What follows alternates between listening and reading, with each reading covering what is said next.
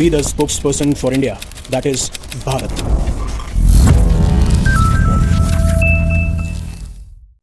दो दिन पहले तक ना तो डोनाल्ड ट्रंप ने ना ही यूनाइटेड स्टेट्स के एडमिनिस्ट्रेशन ने यह सोचा होगा कि ये वॉर इतनी एस्केलेट कर जाएगी। और खासकर जब हम ये स्पेकुलेशन और अनुमान लगा रहे हैं कि आने वाले एक दो हफ्तों के अंदर आपको ईरान के ऊपर बूट्स ऑन द ग्राउंड देखने को मिलेंगे, बट उससे पहले ही यूएस स्पेशल फोर्सेस ईरान के ऊपर लैंड कर जाती है। और सिर्फ इसी वजह से क्योंकि ईरान ने 2 दिन पहले यूनाइटेड स्टेट्स के एक फाइटर जेट F-15E को शॉट डाउन कर दिया गया था। अब देखिए, ये अगर ईरानियन टेरिटरी के ऊपर नहीं हुआ होता, कहीं और हुआ होता, तो शायद ये वॉर इतना एस्केलेट नहीं करती। और खासकर बात यह है कि ठीक है, ईरान की जो टेरिटरी है उस पर भी ईरान ने इस फाइटर जेट को शॉट डाउन कर दिया, और वहाँ शॉट डाउन करने के बाद में भी अगर ये फाइटर जेट किसी भी ऐसी सेफ लोकेशन पर लैंड करता जहाँ पे ये खतरा नहीं होता कि जो पायलट हैं या फिर वेपन सिस्टम ऑफिसर है उनकी जान को खतरा है या फिर ईरान उन्हें कैप्चर कर लेगा, तब तक बात ठीक थी। बट बात बिगड़ी कब? बात बिगड़ी तब जब ईरान इस फाइटर जेट को शॉट डाउन कर देता है और फिर पायलट और वेपन सिस्टम ऑफिसर अपने आप को इस फाइटर जेट से इजेक्ट कर लेते हैं। हालांकि कुछ ही घंटों के अंदर यूनाइटेड स्टेट्स की तरफ से जो रिपोर्ट्स निकल के आ रही थी, उन्होंने ये तो मेंशन कर दिया था कि जो पायलट है उनको हमने सेफली कैप्चर कर लिया है, बट अभी भी वेपन सिस्टम ऑफिसर की हंट जारी है। और फिर जो ये लड़ाई थी, ये लड़ाई या फिर ये रेस तो थी अगेंस्ट टाइम, क्योंकि एक तरफ यूनाइटेड स्टेट्स अपना search and rescue operation launch करता है जिसमें उनका सिर्फ एक गोल है कि कैसे हम सेफली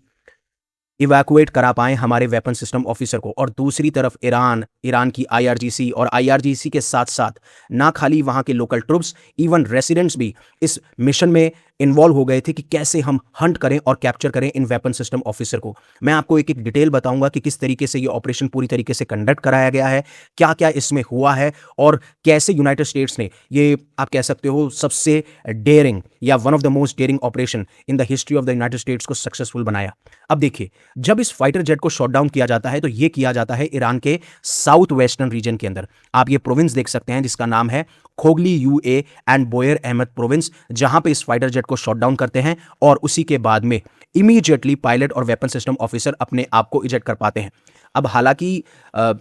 शायद 6-8 घंटे या 10-12 घंटे हुए होंगे, उसमें ही ये रिपोर्ट्स बाहर निकल के आ गई थी कि जो फाइटर जेट के पायलट हैं उनको रेस्क्यू किया जा चुका है, बट हंट बिगिन होता है वेपन सिस्टम ऑफिसर के लिए। और अब रिपोर्ट्स ये निकल के आ रही हैं, क्योंकि अभी 1-2 घंटे हुए थे जब रिपोर्ट्स पहले निकल के आई, तो यूनाइटेड स्टेट्स ये कहता है कि जो भी वेपन सिस्टम ऑफिसर है हमने उनको रेस्क्यू कर लिया है। बट इसका कंफर्मेशन आता है डोनाल्ड ट्रंप की तरफ से, जब ये कहते हैं वी गॉट हिम। ट्रंप ने साफ साफ ये कहा जो भी मिसिंग US जेट पायलट थे उनको रेस्क्यू कर लिया गया है एक डेयरिंग ऑपरेशन के दौरान। और जो डोनाल्ड ट्रंप की बेसिकली एक आदत है कि वो ट्रूथ सोशल पे जाएंगे एंड देन उसके बाद में जो भी उनके थॉट्स हैं या जो भी इवेंट्स चल रहे हैं, किस तरीके से इवेंट चल रहे हैं, क्या उनकी सोच है, वो उसको वहां पे दर्शाते हैं। उन्होंने कहा we got him my fellow Americans. पिछले कुछ घंटों से यूनाइटेड स्टेट्स की जो मिलिट्री है वो एक ऐसा ऑपरेशन चल रही थी जो कि बहुत ही डेयरिंग ऑपरेशन था और हमने उसको सक्सेसफुली पुल्ड ऑफ किया है इसी सर्च एंड रेस्क्यू ऑपरेशन को, जिसमें कि हमारे एक इंक्रेडिबल क्रू मेंबर ऑफिसर, और बताया जाता है कि जो वेपन सिस्टम ऑफिसर थे he was a highly respected colonel. And then ये कहते हैं कि मैं बहुत ज़्यादा थ्रिल्ड हूं कि अब हमारे जो क्रू मेंबर ऑफिसर हैं या फिर हमारे जो वेपन सिस्टम ऑफिसर हैं वो बहुत ही ज़्यादा सेफ एंड साउंड है। और इनको काफ़ी घंटों से हंट डाउन किया जा रहा था हमारे एनिमीज़ के द्वारा, and they were getting closer and closer by the hour. But ये अकेले पॉसिबल नहीं हो पाता, ये पॉसिबल हुआ है हमारे कमांडर इन चीफ की वजह से, सेक्रेटरी ऑफ वॉर की वजह से, chairman of the joint chief of staff and fellow war fighters, जो कि उनकी लोकेशन को पिछले 24 घंटों से मॉनिटर कर रहे थे और अब हम उनको रेस्क्यू कर चुके हैं। देखिए, आप मेरी बात समझिए, जहां तक कभी भी किसी प्लेन को, स्पेशली फाइटर जेट को शॉट डाउन किया जाता है तो आपको पहले समझना पड़ेगा कि फाइटर जेट दिखता कैसे। देखिए, अगर अब मैं F-15E की बात करूं तो यहां पे जो फ्रंट सीट है, फ्रंट सीट पे पायलट बैठे होते हैं और जो रियर सीट होती है, जो बैक सीट होती है, वहां पे वेपन सिस्टम ऑफिसर बैठे होते हैं। और इवन आप देखेंगे F-15E में एडिशनल फ्यूल टैंक्स की भी फैसिलिटी होती है जिससे रेंज को इंक्रीज किया जा सके। मान लीजिए उनको लंबे टाइम तक ऑपरेशन करना है तो वो लंबे टाइम तक स्काइज में फ्लाई कर सकते हैं, या फिर किसी को अटैक करना है या फिर बहुत ज़्यादा डीप इनसाइड किसी एनिमी टेरिटरी में जाना है तो एडिशनल फ्यूल टैंक्स हेल्प करते हैं। और इवन इस जेट में आप देखेंगे 10,000 पाउंड्स ऑफ म्यूनिशंस भी इनकॉर्पोरेट किए जाते हैं जिससे कि अटैक किया जा सके अगर इनके ऊपर अटैक होता है। अब होता क्या है कि जैसे मान लीजिए शॉट डाउन किया तो पहले कैनोपी अपने आप को फाइटर जेट से अलग करती है एंड देन उसके बाद में जो दोनों सीट्स होती हैं वो इजेक्ट करती हैं। अब एक साथ इजेक्ट नहीं होती हैं, पहले जो बैक सीट होती है, जो रियर सीट होती है वो इजेक्ट होती है और उसके बाद में कुछ ही सेकंड्स बाद जो पायलट की सीट होती है, जो फ्रंट सीट होती है वो इजेक्ट की जाती है। लेकिन यूनाइटेड स्टेट्स का क्या ऑपरेशन रहता है, मतलब क्या प्लान ऑफ एक्शन रहता है जब भी ऐसा कोई फाइटर जेट को शॉट डाउन किया जाए, इस चीज को आपको समझना बहुत जरूरी है और ये इंटरेस्टिंग भी है। देखिए, पहली बात ये है ना कि जैसे ही शॉट डाउन किया जाता है तो इनिशियल रिस्पॉन्स ये होता है दोनों तरफ से, मतलब अगर आप यूएस एडमिनिस्ट्रेशन की बात करेंगे या यूएस आर्म फोर्सेस की बात करेंगे तो ये combat search and rescue operation चालू करती है। सिंपल सा गोल है, हमें लोकेशन को आइडेंटिफाई करना है जहां पे हमारे पायलट और वेपन सिस्टम ऑफिसर हैं, और फिर जितना जल्दी हो सके हमने अपने पायलट को या फिर वेपन सिस्टम ऑफिसर को रेस्क्यू करना है। और इवन जो पायलट होते हैं या वेपन सिस्टम ऑफिसर होते हैं उन्हें भी ये कहा जाता है, इंस्ट्रक्शन दिया जाता है कि आप लगातार कम्युनिकेशन में बने रहें विद आपकी जो भी रेस्पेक्टिव आर्म फोर्सेस हैं, और इसीलिए इनको सिग्नल्स भेजने होते हैं जिससे कि लोकेशन को ट्रैक किया जाए। बट ये इतना आसान नहीं होता है, और खासकर जब combat and search rescue operation चल रहे हो तो इसमें आप सैटेलाइट्स हो गई, सर्विलेंस एयरक्राफ्ट हो गए, या जो भी डेटा आपको मिल रहा है या फिर जो भी कम्युनिकेशन आप एस्टैब्लिश करने की कोशिश कर रहे हो, उन सारी चीज़ों की मदद ली जाती है जिससे ये हम ऑपरेशन सक्सेसफुल बना सकें। और सबसे खास बात होती है स्पीड। अगर आप डिले करते जाएंगे तो जो ये पायलट हैं या वेपन सिस्टम ऑफिसर हैं उनके सर्वाइवल के चांसेस कम होते जाते हैं, और खासकर आप उनको रेस्क्यू कर पाएं इसके चांसेस भी कम होते हैं। इसीलिए ये रेस होती है अगेंस्ट टाइम, और खासकर जब ये एनिमी टेरिटरी में हो तब तो इसका रिस्क और ज़्यादा बढ़ जाता है। अब ये रेस्क्यू मिशन इतना डेंजरस क्यों है? पहली बात तो ये है कि अगर आप ईरान की टेरिटरी देखेंगे या ईरान की ज्योग्राफी देखेंगे वही बहुत डिफिकल्ट है। फॉर एग्जांपल, एक तरफ आपको ज़ेग्रोस माउंटेन्स देखने को मिल रहे हैं, फिर दूसरी तरफ आपको एल्ब्रोस माउंटेन्स देखने को मिल रहे हैं, फिर यहाँ पे आपको दश्त लूट और दश्त कावी डेजर्ट है। और खासकर अगर आप बात करेंगे इस लोकेशन की, जिस लोकेशन को मैंने अभी आपको थोड़ी देर में दिखाया था, यहाँ पे आप देख पाओगे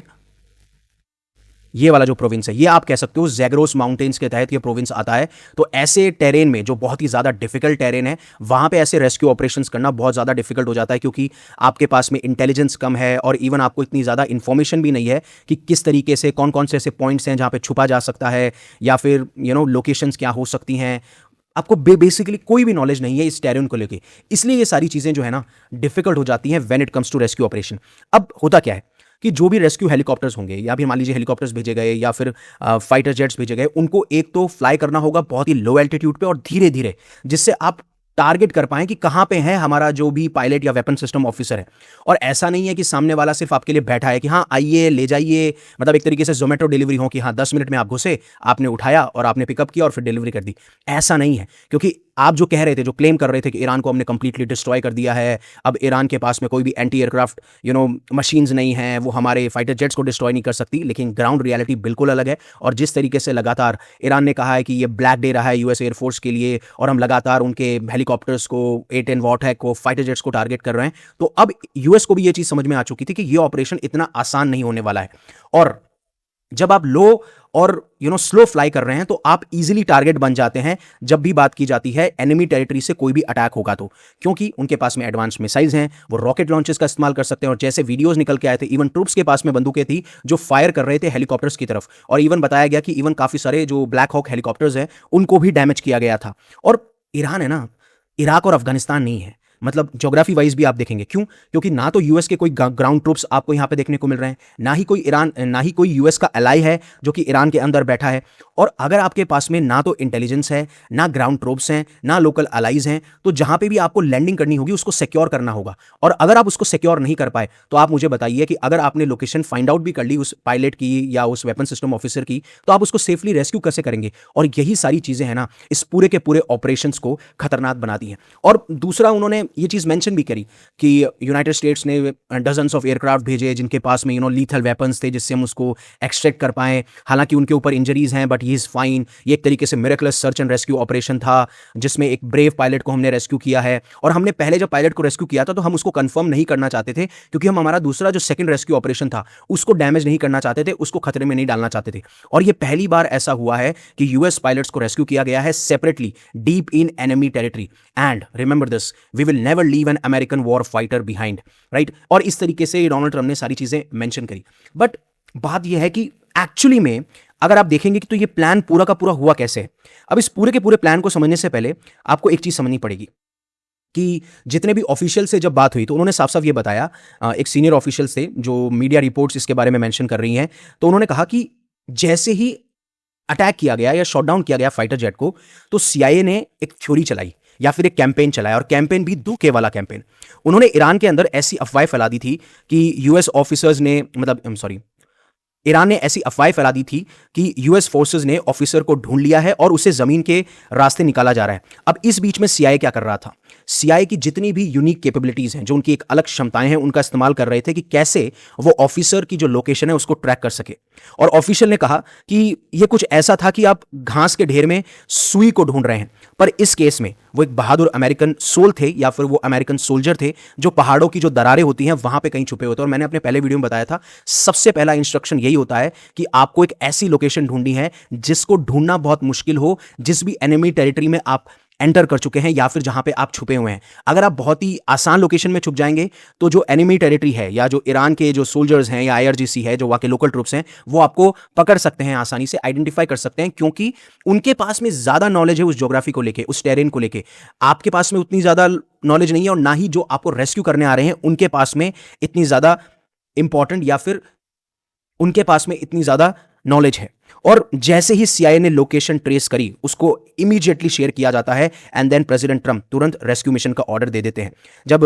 जब यूएस स्पेशल फोर्सेस लैंड भी कर रही थी तो आईआरजीसी ने रेस्क्यू रोकने की कोशिश पूरी करी थी और यूएस एयरफोर्स पे उनके ऊपर स्ट्राइक भी लॉन्च कर दी थी। लेकिन किसी ना किसी वजह से ये जो यूएस पोस्टल फोर्सेस थी, जहां पे स्पेशल कमांडर्स लैंड करते हैं ईरान के ऊपर, इनको रेस्क्यू कर लिया जाता है। ये सारी सिचुएशन थी। लेकिन मान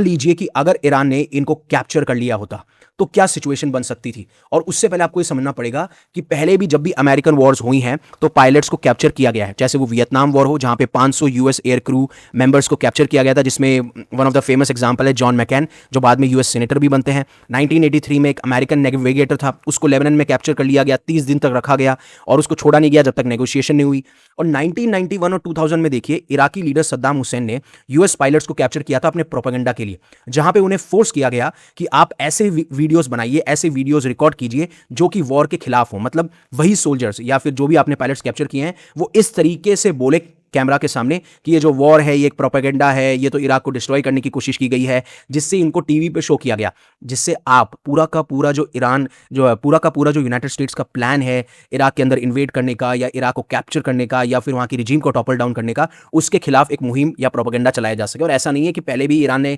अमेरिकन को कैप्चर किया है, पीस टाइम पे भी 1979 में यूएस डिप्लोमेट्स को हॉस्टेज बनाया गया था ईरान की एम्बेसी के अंदर। 2016 में ईरान की आईआरजीसी ने 10 यूएस नेवी सेलर्स को कैप्चर किया था पर्शियन गल्फ के अंदर। हालांकि उनको विद इन अ डे छोड़ दिया गया था, बट कैमरा में किस तरीके से उनको ह्यूमिलेट किया गया, जहां पे उनको घुटनों पे